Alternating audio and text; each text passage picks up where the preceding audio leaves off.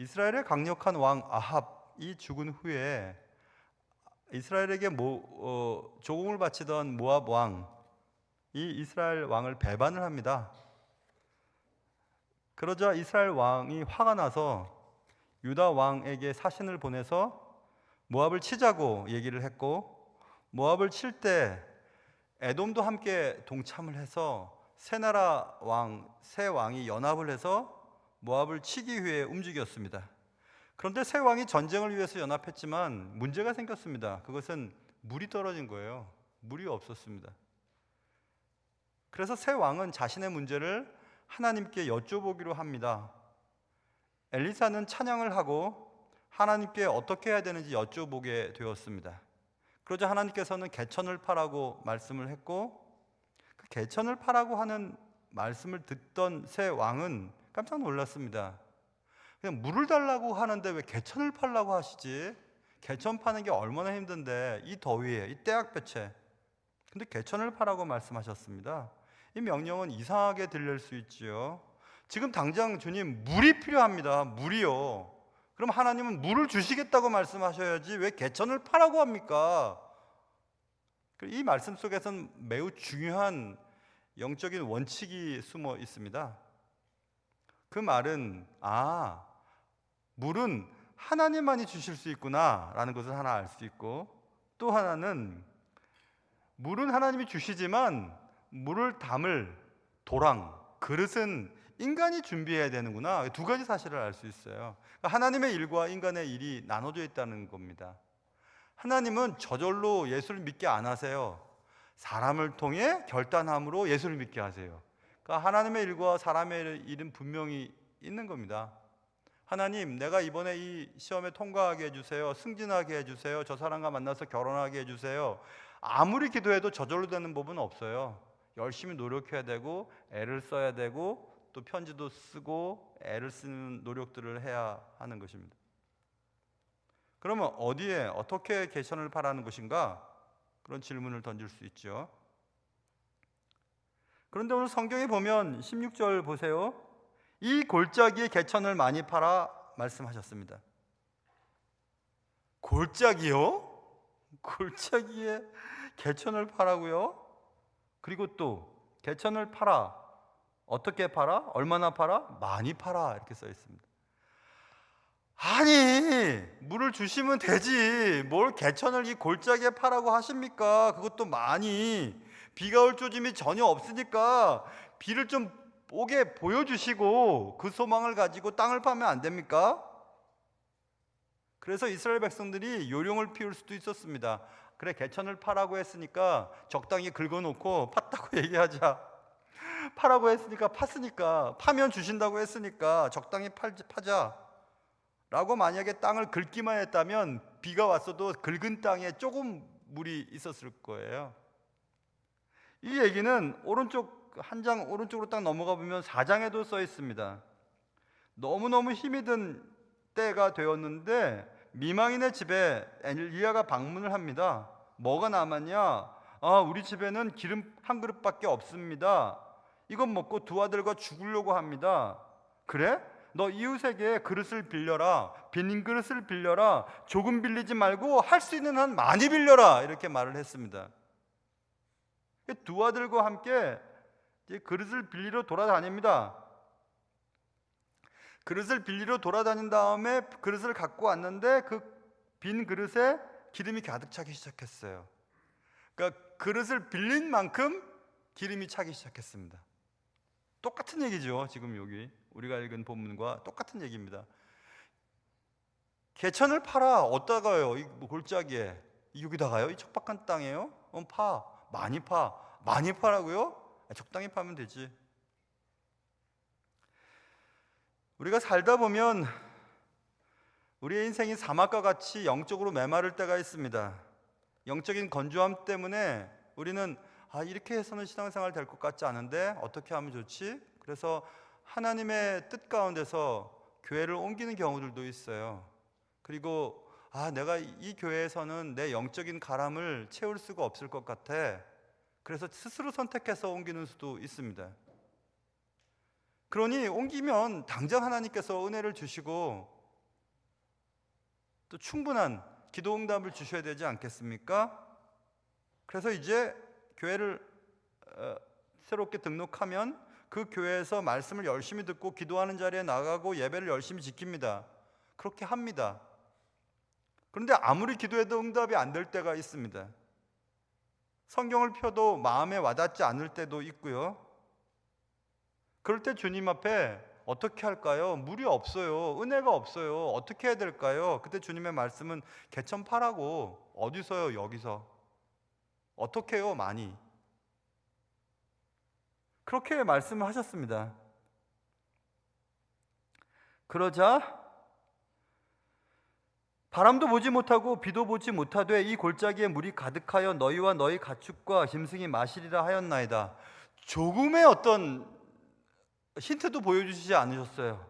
바람이 불면 비가 오려나 보다. 구름이 모이면 비가 올지도 몰라. 열심히 파자. 맞아, 주님의 말씀한 대로 물이 올지 몰라, 물이 나올지 몰라, 비가 올지 몰라 하고 열심히 팔 수 있을 텐데 바람도 보이지 않고 비도 보이지 않고, 그런데 이 골짜기에 물이 가득할 거야. 너희 가축과 짐승이 먹을 거야. 이렇게 말씀하셨습니다.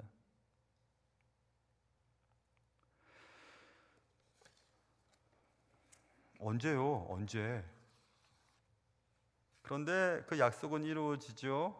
20절 보면 아침이 되어 소재 드릴 때 물이 에돔 쪽에서부터 흘러와 그 땅에 가득하였더라. 밤이 지나고 아침이 되자 하나님께서는 골짜기마다 생명의 물을 채워주셨습니다. 그 땅에 가득하였다. 밤이 지나고 아침이 되자. 우리 인생도 그렇죠. 가장 어두운 밤이 지나야 아침이 됩니다. 아무리 아침이 되려고 해도 밤이 지나야 되거든요. 그 땅에 가득하였더라. 지금 당장은 아니어도 하나님의 때는 반드시 옵니다. 반드시. 조금 전에 글을 하나 봤습니다. 모죽이라고 하는, 털모자에 대나무 죽자 쓰는 모죽이라고 하는 대나무가 있다네요. 저도 그냥 글을 읽었어요. 그 모죽은 씨를 뿌리면 5년 동안은 아무리 물을 줘도 싹이 나지 않는답니다. 그 모죽은 5년 동안의 물을 줘도. 그런데 5년이 지나면 어느 날 갑자기 손가락만한 죽순이 돋아나기 시작한답니다. 손가락만한.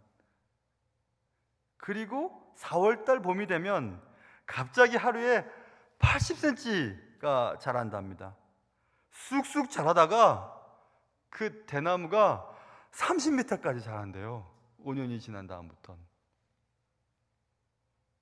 그런데 5년 동안 죽순도 보이지 않을 때 에이 그만 둬버려 라고 하면 거기서 끝납니다. 근데 기다리고 계속 물을 주고 하면 5년이 지난 이후에는 갑자기 자라났다. 학자들이 땅을 파봤대요. 왜 이런 일이 벌어지는 걸까? 대나무의 뿌리가 5년 동안에는 사방으로 뻗어나가는 시간이 필요하대요. 그 뿌리가 자그마치 10리를 뻗어나간답니다. 5년 동안에 10리를. 저 깜짝 놀랐어요. 어떻게 그럴 수가 있지?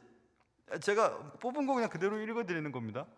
10리가 뻗어나가는데 땅속 깊숙이 여기저기 다 뻗쳐 있대요. 그래서 5년 동안 숨죽인 듯이 가만히 있던 이 모죽이 뿌리를 내려서 내실을 다지면 5년 후에는 갑자기 막 쫙 올라간다는 거죠. 저는 공부할 때 이런 경험을 해본 적이 있어요. 계속 부딪히는 어떤 한계를 느꼈는데 어느 날 그 한계를 딱 뛰어오르는 것 느낌을 받을 때가 있거든요. 외국어 공부도 그렇잖아요. 계속 안 되는데 어느 날 딱 될 때가 있는데 그때 딱 포기해버리면 거기서 끝나는 겁니다. 딱 포기해버리면. 집사람이 저를 3번 찾는데 3번 차임을 받은 다음에 거기서 포기했으면 지금 결혼 못했을 거예요. 근데 또 4번, 5번, 6번 이렇게 할 작정을 했었습니다.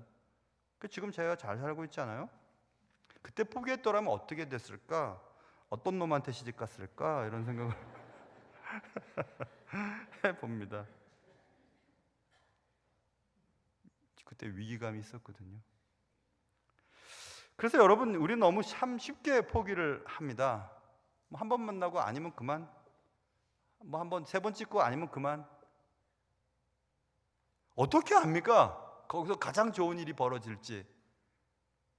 저는 청년들한테 그런 얘기 합니다.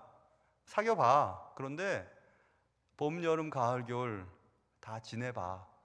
그러면 알게 될 거야.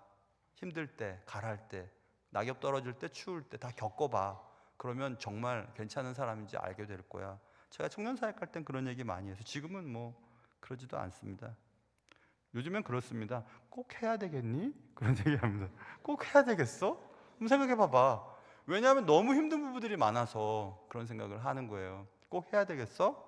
잘 생각해 봐봐. 정말 못 살 것 같으면 해. 너무 쉽게는 하지 마. 이런 얘기합니다.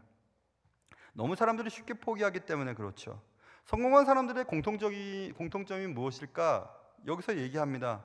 성공한 사람들의 공통점은 포기를 모른다는 것입니다. 아무리 열심히 해도 발전이 없고 언제나 제자리 걸음이라고 느껴지고 포기하고 싶을 때, 모주기 자라기 전 5년 전에, 5년이 넘어가기 전에 그만뒀다면 그냥 끝나는 겁니다. 거기서. 그런데 조금 더 노력했더니 30m까지 자라는 대나무가 되었다.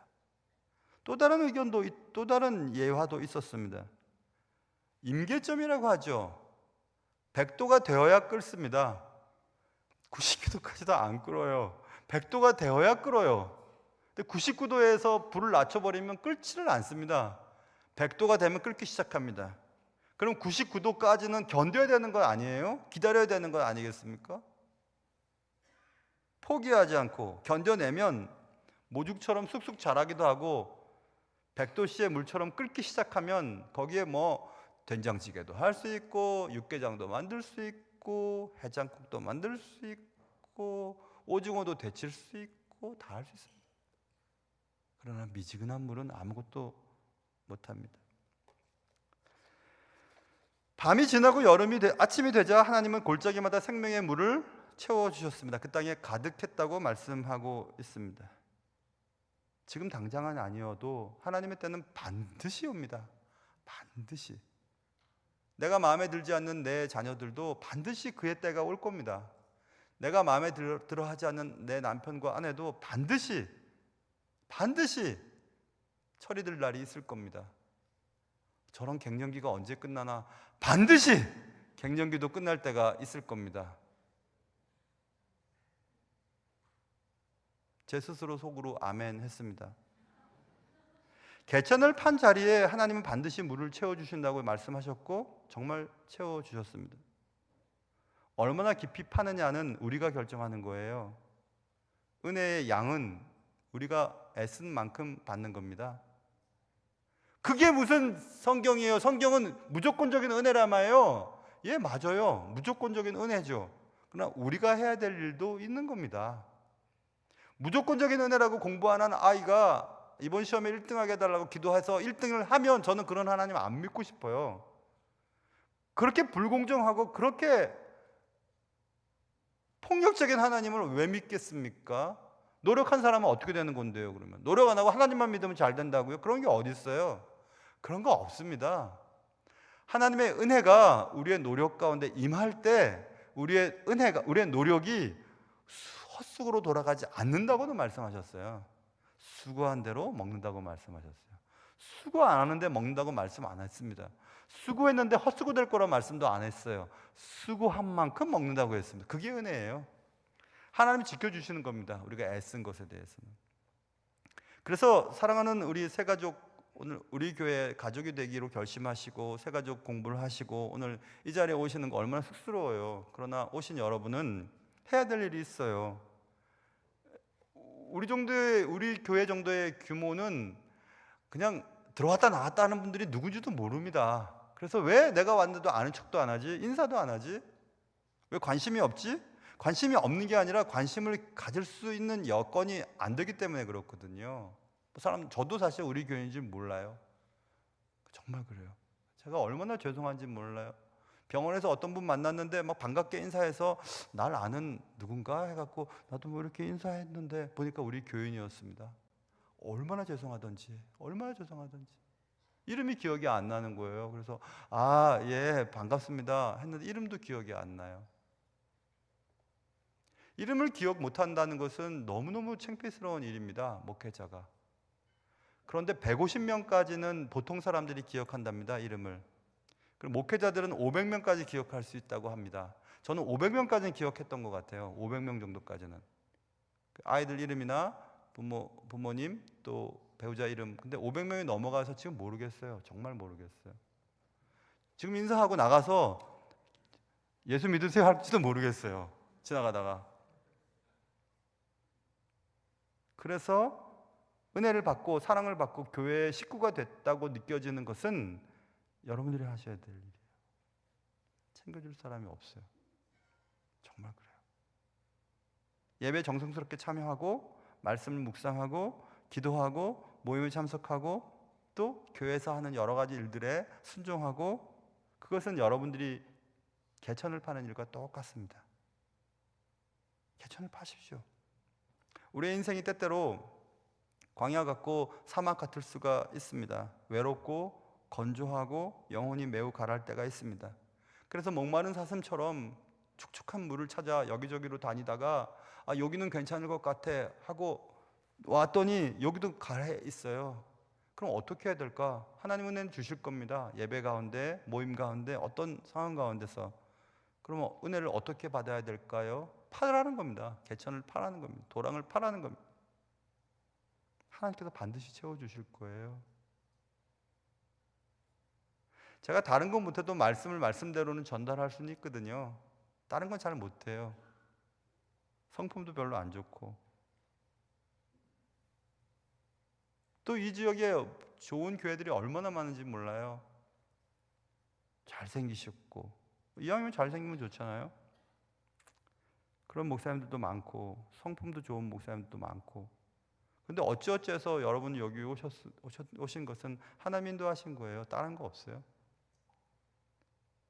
여러분의 가란 마음과 또 외롭고 건조한 마음들을 하나님이 채워주실 겁니다. 그래서 여러분들 개천을 파셔요. 그런데 힘이 드실지 모르니까 함께 파실 누군가와 함께 파시기 바라요. 교구나 구역이나 또 전도회 활동이나 혹은 기회가 닿으면 성가대나 찬양대, 그리고 주일학교 봉사나 주차 봉사나 뭐든지 함께 개천을 파시기 바랍니다. 그리고 파시려면 크고 깊게 파세요. 크고 깊게. 이왕이면. 어떤 성도가 기도했답니다. 하나님 물 주십시오. 그리고는 소파에 누워서 TV를 보기 시작했답니다. 그러자 하나님께서 야 이놈아!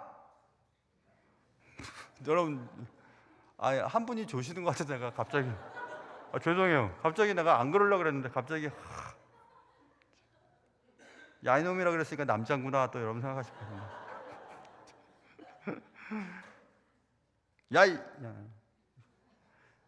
하나님의 말씀이 들리기 시작했답니다. 야 이놈아, 물은 내가 줄게. 삽질은 네가 해야지. 이렇게 말씀하셨대요. 하나님 삽질이라는 말도 하시네. 우리가 해야 될 일이 있고 하나님이 하실 일이 있으세요. 주님의 약속은 변함없습니다. 그때 엘리야를 통해서 하신 말씀, 새 왕의 기도를 응답하셔서 개천 파라고, 이 골짜기에 파라고, 많이 파라고. 구름도 없는데요? 바람도 없는데요? 아니 파라고. 판 만큼 물을 가득 담을 수 있었습니다. 때가 되면 채우실 겁니다. 사랑하는 우리 새 가족 여러분, 그리고 우리 새 가족이 반대면 헝가족 여러분, 우리 모두가 다 하나님 앞에 개천을 파십시오. 파셔야 돼요. 애써야 되는 겁니다. 누군가 얘기를 합니다. 목사님은 새벽형 인간이라면서요. 하긴 그래요. 전 2시나 2시 반이면 일어나니까. 2시 반에 일어나면 그냥 갈 데가 어디 있겠어요, 목사가. 그래서 그냥 교회 오죠. 교회 오면 너무 좋아요. 그래서 목사님 타고났나 봐요. 아닙니다.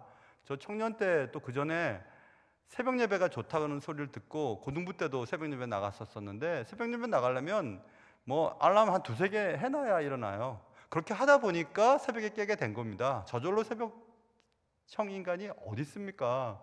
새벽에 자고 싶은 마음은 똑같습니다. 같습니다. 그렇지만 제가 노력한 것은 하나님이 아시고 또 채워주신다는 사실을 알게 되었습니다. 여러분도 하나님의 목소리를 들으시면 좋겠어요. 하나님 은혜 주십시오. 야 이놈아, 네가 할 것은 하고 해라. 뭔데요? 기도하러 나가고 전도의 활동도 하고 뭐 봉사도 하고 해라. 그렇게 해야 은혜를 받지 않겠냐? 당장 이루어 주십시오. 아니야, 한 번 보고 어떻게 결정하냐? 계속 봐라, 계속 애를 써라. 그렇게 해라, 이렇게 말씀하고 있습니다. 사랑하는 성도 여러분, 개천을 파십시오. 여기서 한번 팔아보세요. 당장은 물이 생기지 않고 은혜가 있지 않아도 하나님 분명히 여러분이 이렇게 이 교회에 등록하게 하시고 또 이 자리에 앉게 하신 것은 분명히 이유가 있으실 거예요. 꼭 은혜가 충만해서. 에스겔에 나와 있죠. 물이 발목에 찼다가 무릎에 찼다가 허리에 찼다가 막 잠겨버렸어요. 그래서 은혜의 바다에서 막 헤엄을 치는 거죠. 그런 은혜가 여러분과 저의 삶 속에 있기를 주님의 이름으로 축원합니다. 기도